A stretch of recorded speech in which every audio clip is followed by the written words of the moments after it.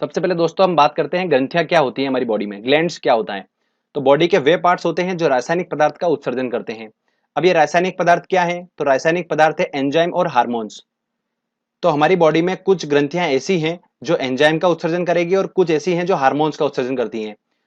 उसी के बेसिस पे इसको क्या करा गया है, ग्रंथियों को कैटेगराइज किया गया है कि बाह्य स्रावी ग्रंथि बोला गया है और अंतःस्रावी ग्रंथि बोला गया है। तो देखते हैं दोस्तों, ऐसी ग्रंथि जो हार्मोन का स्त्रावण करती हैं उसको क्या बोलते हैं? हम अंतःस्रावी ग्रंथि बोलते हैं, एंडोक्राइन ग्लैंड बोलते हैं, ठीक है। और कुछ ग्रंथि ऐसी हैं जो एंजाइम का स्त्रावण करती हैं, उसको क्या बोलेंगे? हम बाह्य स्रावी ग्रंथि बोलते हैं। अब ये अंतःस्रावी ग्रंथियां कौन कौन सी होती है हमारी बॉडी में, मैं आपको बताता हूं। पीयूष ग्रंथि, थायराइड ग्रंथि, पैराथायराइड ग्रंथि और एडिनल ग्रंथि, ये जो ग्रंथियां होती हैं ये सारी ग्रंथियां जो है वो अंतःस्रावी ग्रंथि होती हैं। कौन सी होती हैं?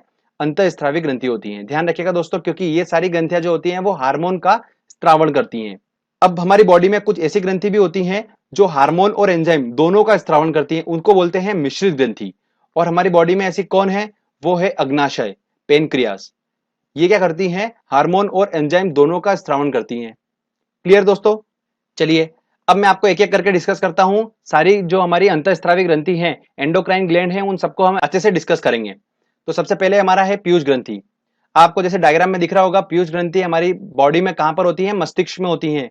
जैसे डायग्राम में आपको क्लियरली समझ में आ रहा है, मस्तिष्क में रहती है। पहली बात ये क्लियर हो चुकी है। सेकंड बात, पीयूष ग्रंथि को किस नाम से जाना जाता है? मास्टर ग्लैंड के नाम से जाना जाता है, और सेल टर्सिका, ये दोनों इंपॉर्टेंट पॉइंट है, ध्यान रखिए। मास्टर ग्लैंड, सेल टर्सिका के नाम से जाना जाता है पीयूष ग्रंथि को। डायरेक्टली एग्जाम में क्वेश्चन पूछते हैं दोस्तों। इसको इंग्लिश में बोला जाता है पिट्यूटरी ग्लैंड।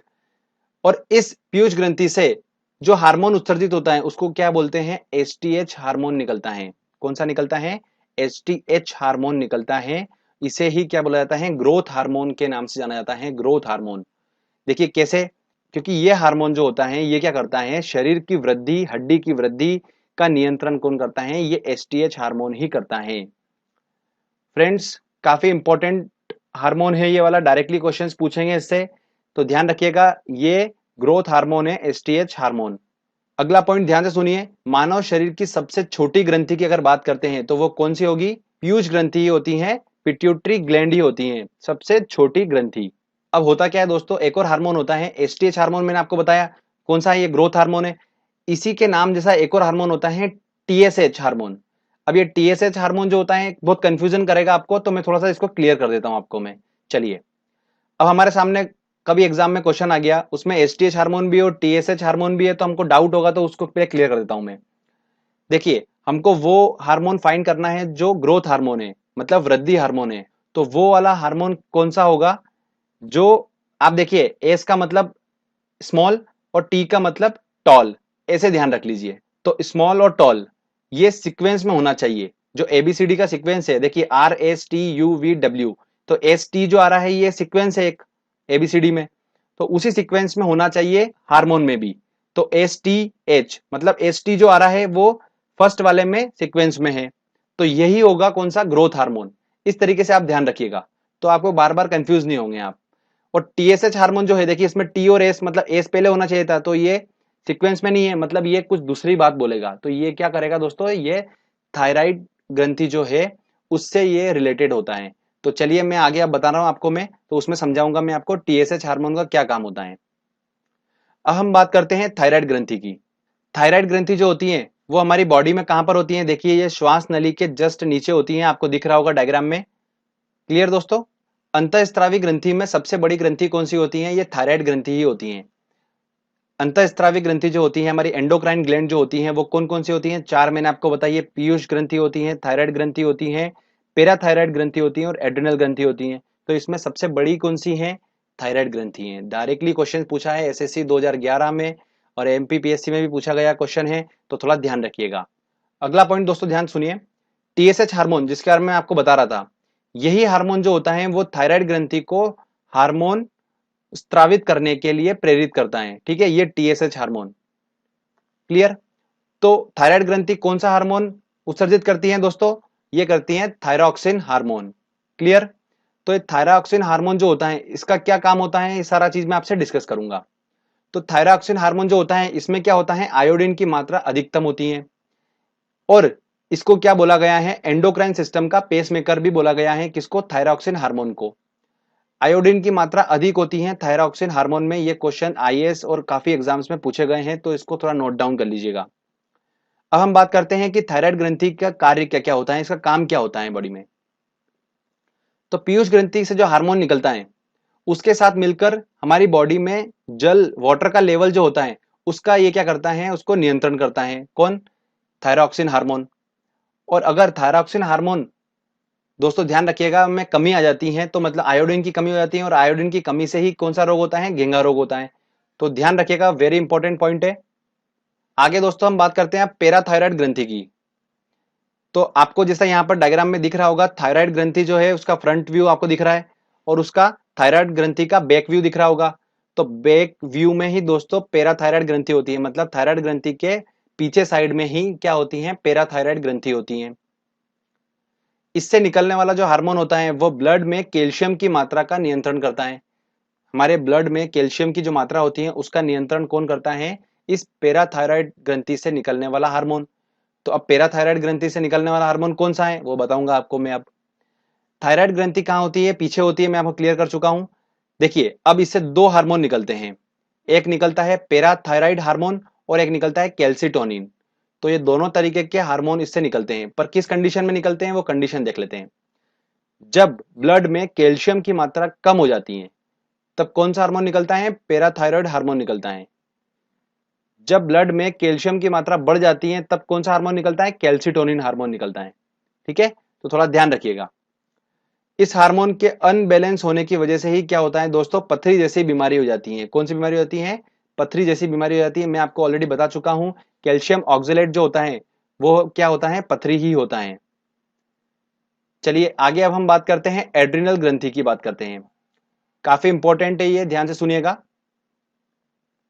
ये ग्रंथि जीवन रक्षक हार्मोन को उत्सर्जित करती है। कौन सा हार्मोन उत्सर्जित करती है, जीवन रक्षक हार्मोन।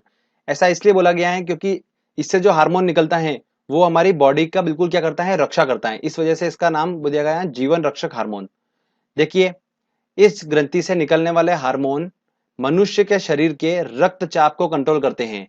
दोस्तों एड्रिनल ग्रंथि जो होती हैं वो दो पार्ट में होती हैं। देखिए कैसे, आपको ये दिख रहा होगा, सपोज करते हैं कि एड्रिनल ग्रंथि है तो इसका एक पार्ट जो होगा वो होगा कॉर्टेक्स और दूसरा पार्ट जो होगा मेडुला। ये ऑलरेडी मैं आपको बता चुका हूं, जब हमने दोस्तों उत्सर्जन तंत्र में पढ़ा था उसमें हमने किडनी को डिस्कस करा था, वहां पे मैंने आपको बताया था। तो जस्ट किडनी के वहां पर ऊपर ही होती है एड्रिनल ग्रंथि। ठीक है, तो इसका जो होता है दो पार्ट होते हैं, कॉर्टेक्स और मेडुला। अब कॉर्टेक्स वाले पार्ट से जो हार्मोन निकलता है वो कौन सा निकलता है, ग्लूकोकॉर्टिक्वाइड्स। ये हार्मोन निकलता है कॉर्टेक्स वाले पार्ट से। दोस्तों ध्यान रखिएगा, ये वाला हार्मोन कार्बोहाइड्रेट प्रोटीन वसा को नियंत्रित करता है हमारी बॉडी में। और जो मेडुला वाले पार्ट से जो हार्मोन उत्सर्जित होता है वो होता है एपिनेफ्रिन। और ध्यान रखिएगा, वेरी इंपॉर्टेंट है ये, दिल की धड़कन अगर एकदम से बंद हो जाती है तो उसको चालू करने का रिस्पॉन्सिबल कौन होता है, ये एपिनेफ्रिन हार्मोन ही होता है। क्लियर दोस्तों।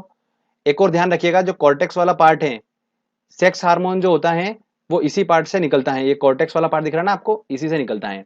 ठीक है, अगला दोस्तों नोट ध्यान रखिएगा, कॉर्टेक्स में अगर दिक्कत आ जाती है तो उससे एक रोग हो जाता है, एडिसन रोग हो जाता है। अगर हमारा कॉर्टेक्स अगर काम करना बंद कर दे तो 2 वीक के अंदर इंसान की मृत्यु हो सकती है। एड्रिनल ग्रंथि जो होती है उससे निकलने वाले हार्मोन को क्या बोलते हैं, फाइट एंड फ्लाइट हार्मोन बोलते हैं। क्या बोलते हैं, फाइट एंड फ्लाइट हार्मोन बोलते हैं। काफी अभी बिल्कुल एग्जाम में पूछ रहे हैं ये वाला क्वेश्चन, तो मैंने आपको बता दिया। अगला दोस्तों हम बात करते हैं मिश्रित ग्रंथि की, अग्नाशय। ये मिश्रित ग्रंथि है पेनक्रियास, मैंने आपको बताया। दोस्तों ध्यान रखिए, अग्नाशय के एक भाग में अलग अलग कोशिकाएं होती हैं, जैसे कैसे, अल्फा कोशिका, बीटा कोशिका, गामा कोशिका।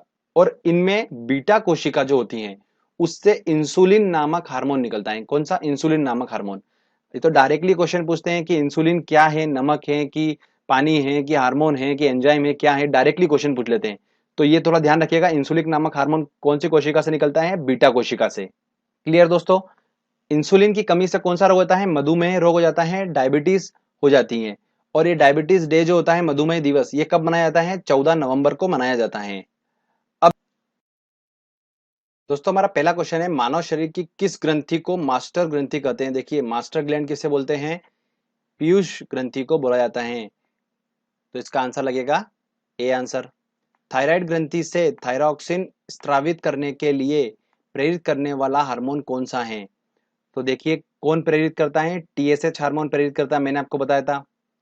शरीर में सबसे बड़ी अंतःस्रावी ग्रंथि कौन सी होती है? तो शरीर में सबसे बड़ी अंतःस्रावी ग्रंथि कौन सी? देखिए अंतःस्रावी पूछा है, सबसे बड़ी अगर ग्रंथि पूछते हैं तो वो यकृत है बॉडी की, पर अगर अंतःस्रावी में पूछ रहे हैं तो वो कौन सी है? थायराइड ग्रंथि है। तो इसका आंसर लगेगा बी आंसर। अगला क्वेश्चन है दोस्तों, निम्नलिखित हार्मोन में से किसमें आयोडीन होता है? तो किसमें होता है? थायरॉक्सिन में होता है। तो इसका आंसर लगेगा ए आंसर। मनुष्य के शरीर की सबसे छोटी ग्रंथि कौन सी होती है? तो पीयूष ग्रंथि होती है। इसका बी आंसर होगा। निम्नलिखित में से कौन सी ग्रंथि सेक्स हार्मोन का स्रावन करती है? देखिए एसएससी 2011 में क्वेश्चन पूछा है, ये तो मैंने आपको बताया था। एड्रिनल ग्रंथि जो होती है वो क्या करती है? सेक्स हार्मोन का स्रावन करती है। उसका कॉर्टेक्स भाग जो होता है वो करता है। चलिए आगे और देखते हैं क्वेश्चन। मानव शरीर में रक्तचाप नियंत्रित होता है, कौन करता है? एड्रिनल ग्रंथि करती है। तो इसका आंसर लगेगा ए आंसर। अगला क्वेश्चन है, जीवन रक्षक हार्मोन किस ग्रंथि से स्रावित होता है? तो वो होता है एड्रिनल ग्रंथि से। तो इसका आंसर लगेगा ए आंसर। इंसुलिन एक है, क्या है? देखिए नमक, हार्मोन, एंजाइम, विटामिन, तो क्या है? हार्मोन है। तो इसका आंसर लगेगा बी आंसर। अगला क्वेश्चन है, इंसुलिन कौन सी कोशिका से स्रावित होता है? तो मैंने आपको बताया था बीटा कोशिका से स्रावित होता है। तो इसका आंसर लगेगा बी।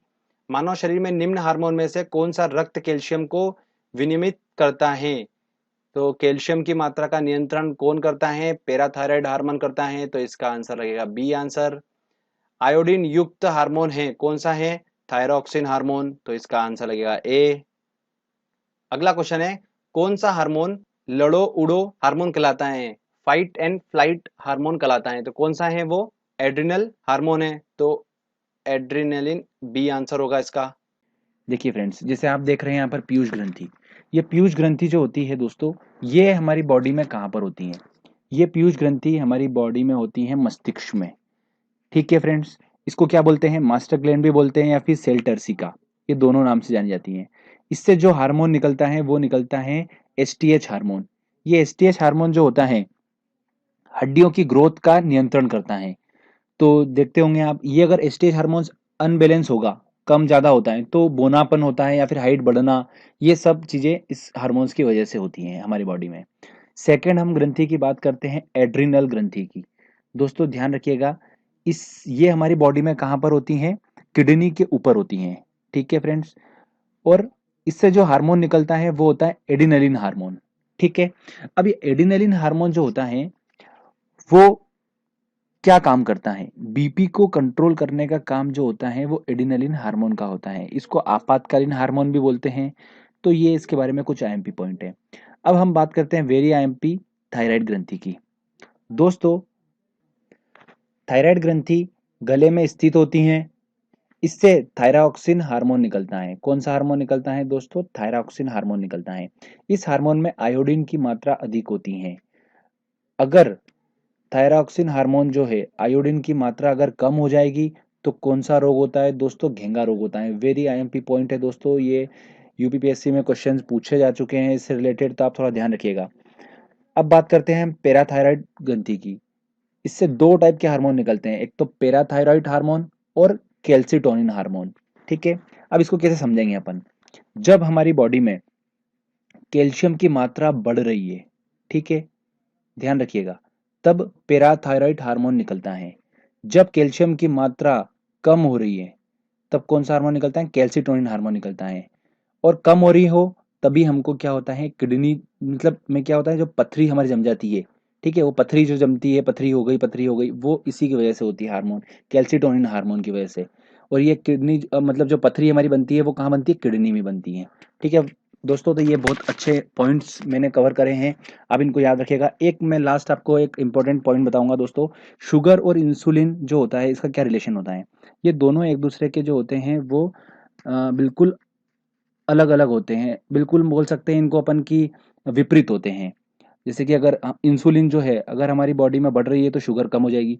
तो आप देखते होंगे जैसे जनरली क्या होता है, शुगर जो पेशेंट होता है उसकी शुगर बढ़ जाती है तो उसको इंसुलिन के इंजेक्शन देते हैं। ठीक है ना, इसीलिए देते हैं कि उसके इंसुलिन की मात्रा उसके शरीर में कम हो जाती है, तो उसको लेवल करने के लिए, बराबर करने के लिए हम उसको इंसुलिन के इंजेक्शन देते हैं। दोस्तों एक ध्यान रखिएगा, डायबिटीज डे जो होता है वो 14 नवंबर को मनाया जाता है।